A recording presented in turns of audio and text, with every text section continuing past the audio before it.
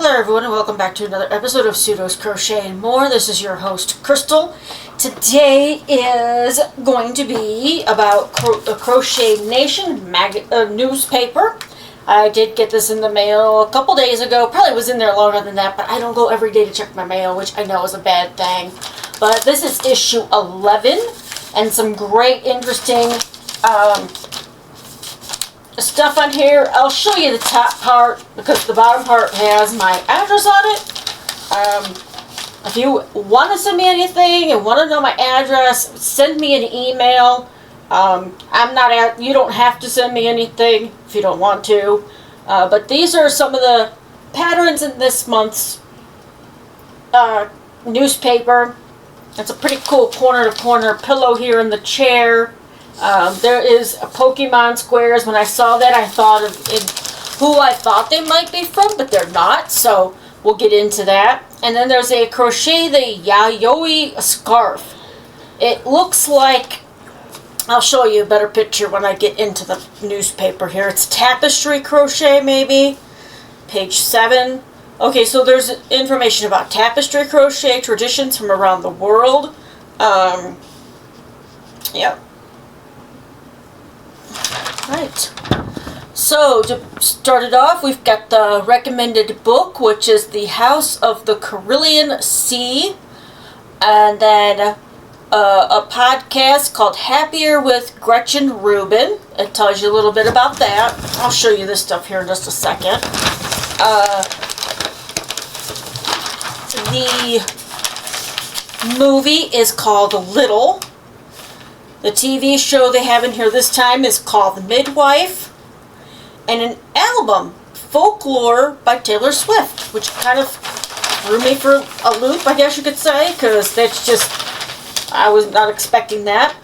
And then the products are ergonomic crochet hook set by Hills Cozy Crafts, row number stitch markers number 10 through 100 by Michelle Mock. It's all together, so. And then the reader spotlight, there's a little crocheted little mouse, a bridal mouse, I'm guessing. I don't know, you can, it's kind of a dark picture, but you can see. Here is that. So the book, ergonomic hooks, the stitch markers, movie, show, Taylor Swift, and then the spotlight. And then on the next page is a blanket that it's a stitch companion blanket. So there's there's different stitches within the blanket. So it's kind of like a stitch sample blanket in my opinion. It uses DK weight yarn, which I'm sure you could use any DK weight yarn. It just has what the person who designed it made it with on here. It's West Yorkshire Spinners Color Lab DK is what they used for that. So that's pretty cool. It looks like a chevron. I don't know, there's just a bunch of different stitches in this blanket. That's an interesting blanket. And if you made it with a thicker yarn, of course, it would become a bigger blanket. I was right, that bottom is chevron.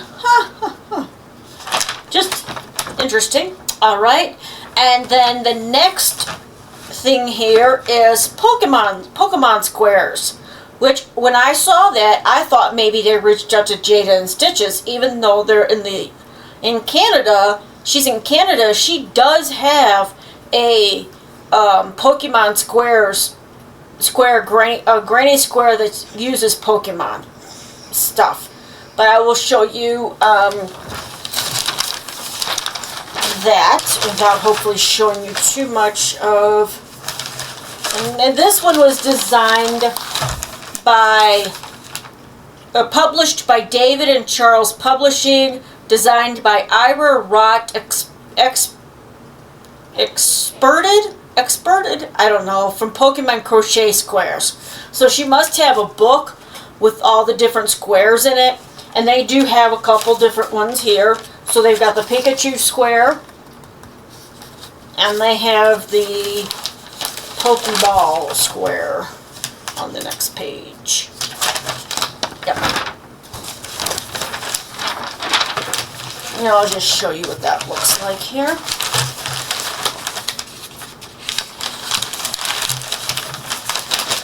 And it's very similar, like I said, to Jada and Stitches. Well, hopefully you guys don't see too much. There we go. So, there's that one.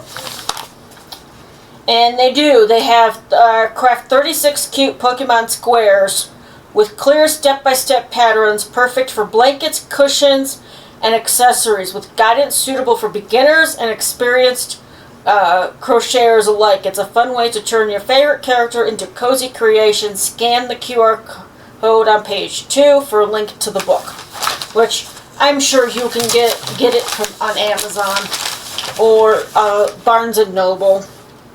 Alright, and then on the next page is the Tapestry Crochet Traditions from Around the World article. And they do have some pictures here. I'll just show you a couple. They're up here. And then that one. It's a woven example of some kind of bag, Brooklyn. It's in the Brooklyn Museum for that one. It looks like it was supposed to be like some kind of animal with all the looking legs that look like they're on it. Never even heard of that, but alright, and then the next page is the tapestry pillow, which looks like corner to corner in my opinion.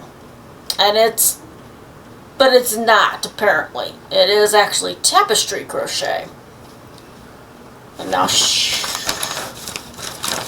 I mean, it's in the corner to corner crochet, but they're calling it tapestry crochet for some reason.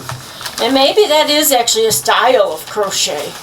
The corner to corner is actually technically a tapestry design. So there's the part of the pillow. More instructions on the next page. And then at the bottom of it has the maze. The cat to the granny square. Get the cat to the granny square so you can play with your granny square. And then the next page is Birdie ear warmer. That was not on the front page, but I'll show it to you. It looks like a pretty easy pattern, but that's just because of how I'm looking at it. Can't really. So, ear warmer. So there's really a lot of information in these newspapers. Next year, what I'm planning on doing, starting the first of the year, I'm going to start working it probably on it this weekend and next weekend before the new year, as writing down patterns that I believe that I have enough materials to make. Or I might just stick with the stitch if there's like a stitch of the month type of thing in the newspaper. Sometimes it's not in there and sometimes it is. So if there is not one that issue, I might pick out a pattern to make, but I will get your guys' input on what I should do with the stitch pattern for that issue. What I should make with it, a blanket, a scarf, hat, you know, things like that. So, alright, and then the next page is Esme Crick's 6 tips for your first mosaic crochet project, which I'm working on my first mosaic crochet project, which is the Crochet Society Advent Calendar. So there's a lot of tips in here that she gives if you're doing your very first mosaic project. And then the next thing is the scarf, and it was on the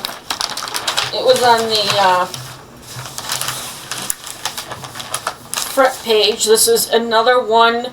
Well, this one's by Esme Crick. So this one here is a simpler way of learning how to do mosaic crochet, because it's only a scarf and you don't have so many rows to work. But there's that. And it's got, you know, step-by-step instructions. There's even a graph on the next page.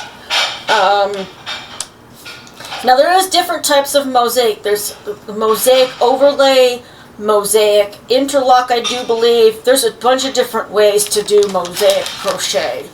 And I'm not sure.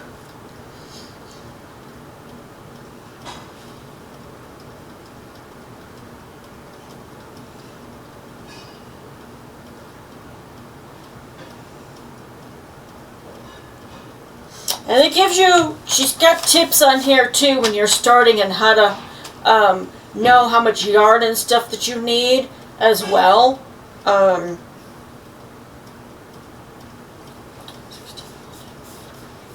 Yeah. Okay. And the one I'm doing is half double crochets, so. Alright, so this stitch of the month is the block stitch.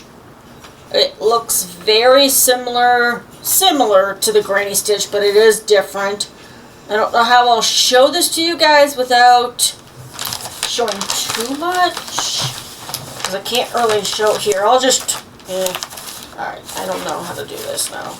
Because there's the graph at the top, and then of course the instructions are underneath. Here we go. I'll just do it this way. So here's the picture of this block stitch.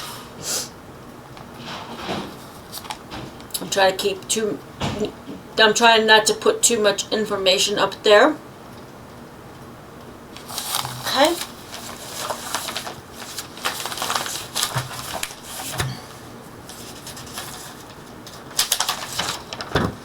And then we have the Urbane sweater on the next page.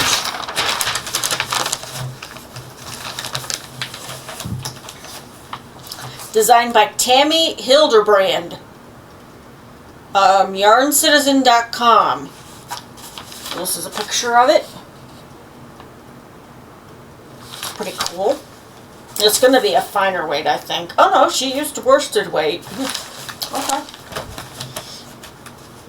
Okay, now she's got, how to put it together and how to, make that.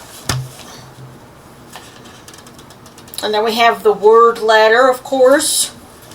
Start with the word loop and it ends in slip. Well, that's a coop. So that would be C-O-O-P. To cut into pieces with a sharp tool.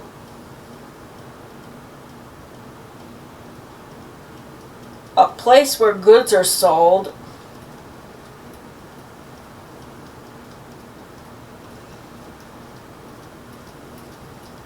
To send something across land or sea. That's the ship.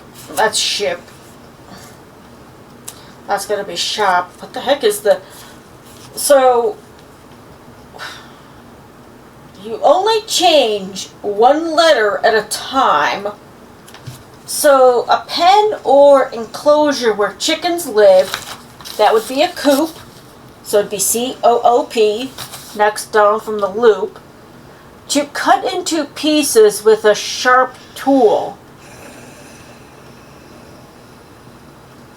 And then that would change into shop. Chop? Chop.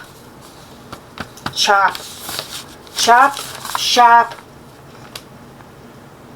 Ship. Slip. Okay, that's interesting. I finally got one of them done. Not that I'm going to write it in there, but Alright. Let's see. Alright, and then we've got tips on skill building through crochet toys, and then next to it is Sizzle the Snake, which no thank you. I don't like snakes. I mean, they're cute. Some people do like them. Some people love snakes. Not me. I'm sorry. I know they have a purpose for us, but no thank you. Oh, what the heck here? I'm trying to... Where the heck is that? Okay. Hold on a second. There we go. Okay. I'll show you a picture of Sizzle the Snake. I mean, depending on what color you use, will depend on what it looks like when it's done. It's a toy for kids. I mean, yeah, you can help them learn about you know, different creatures and stuff, but no thank you. Alright. And then next we have a no-cut fringe. I am so weirded out about that. Like, how do you get a no-cut fringe? And they have on here how there's different ways that you can do it. It's called the twisted fringe, the straight fringe, the corkscrew fringe. There's crochet. Okay, so hold on. So, twisted fringe, okay, crochet fringe,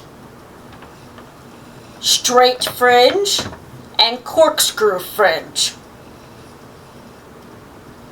And this was put out by Anna Lizina,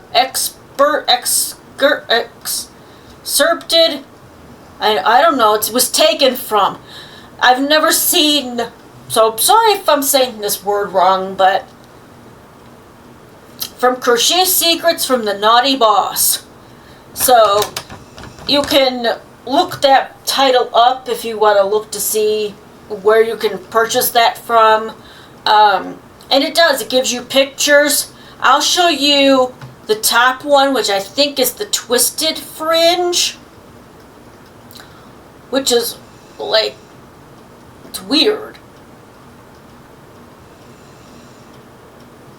To me, it's weird. Not to everybody will it be weird, but to me, it's weird looking. But I'll show you a picture of the top piece, the top one.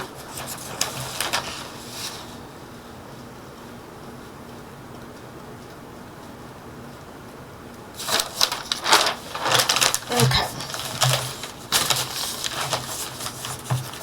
And I know sometimes people like to add fringe to like scarves and stuff. I think this is a picture of the twisted fringe.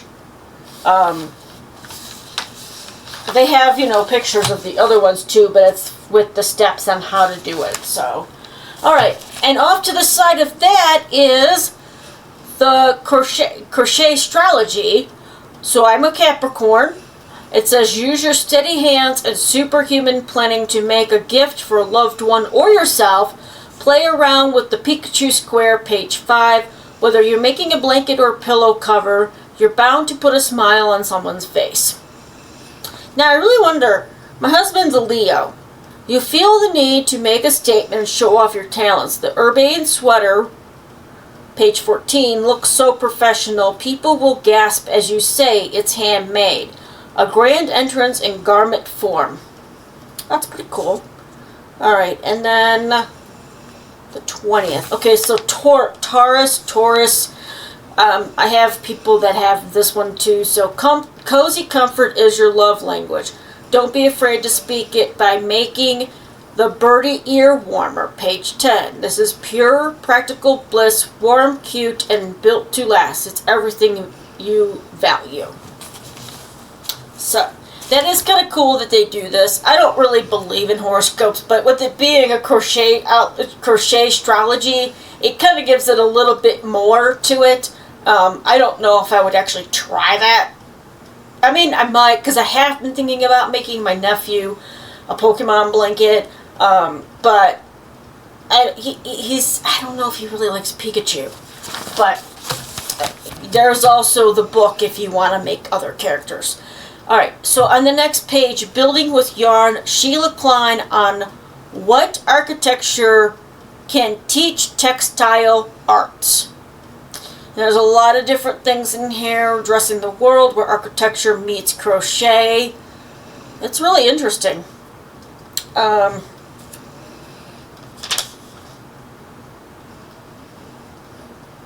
looks like a mandala. So here, down here in the corner, Mount Abu Dome, courtesy of Sheila Klein. So look at that. That does look like a mandala, the way that that's designed. With the center, and then you get a little lace here, and then you get these spots here, and that's pretty cool.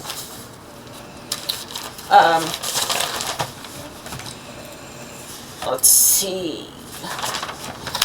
Alright, and then we've got the Hooked Misadventures in Crochet Nation. Your Hook, Your Yarn, Your Life, Dear Grandma Ange.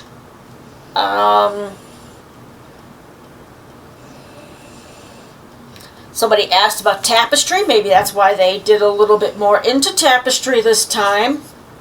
And of course the 11th installment for the Stitches of Deception, which I still need to get issue 1, because once I get issue 1, I can start reading this. I'm really not going to read it until I can get that issue. Hopefully it's still available. I'll have to find out at the beginning of the year if I can get it still, but hopefully I can, because I really would like to read about that. It's a very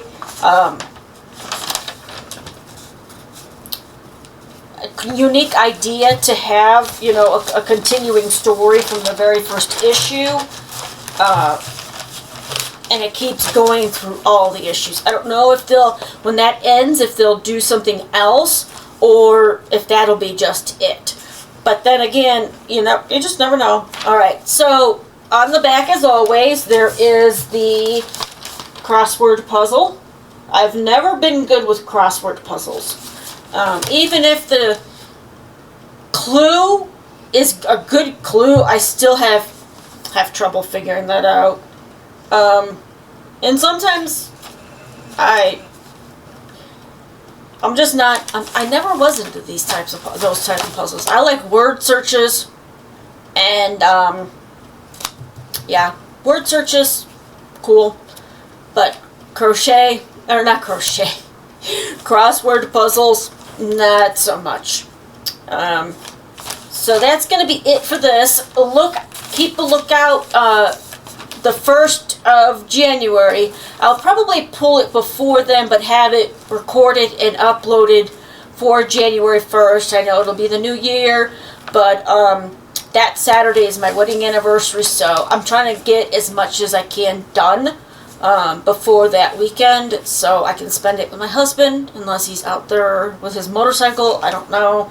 But yeah, if you've gotten the Crochet Nation, how do you like it? Do you think it's worth getting every month? I think it is. It gives you a lot of information, a lot of suggestions. Like at the very beginning, it gives you don't know what to watch. You're looking for a movie or a TV show. You can go back through these and pick up something. A lot of these books are on Audible, and I did get the Golden Compass one. I listened to it. Now I have to get the next one because it's a continuation of the story. But yeah, I so far like it. And as I mentioned before, as you can see back here, they also have the Baker Nation, they have History Nation now, and they have Knit Nation. So if you're a multi-crafter, if you're into history, you could get their History Nation newspaper, or if you're also a knitter, you could get Knit Nation. I'm sure it's going to be very close to what this is, only in regards that it being knitting related. Stitches for knitting, patterns for knitting. I'm sure the books and stuff like that might be similar recommendations, but obviously what do they call that? Products slightly will differ, because not all stitch markers that are for crochet can be used. I don't know if they can be used with knitting, because I know that you can use the totally enclosed stitch markers for knitting, but for crochet you cannot. And obviously a crochet hook, is not going to help a person who knits, vice versa. So you might find out that there's a knitting needle that you haven't tried yet that they recommend in that one. Okay, well, I think that's going to be it for this episode.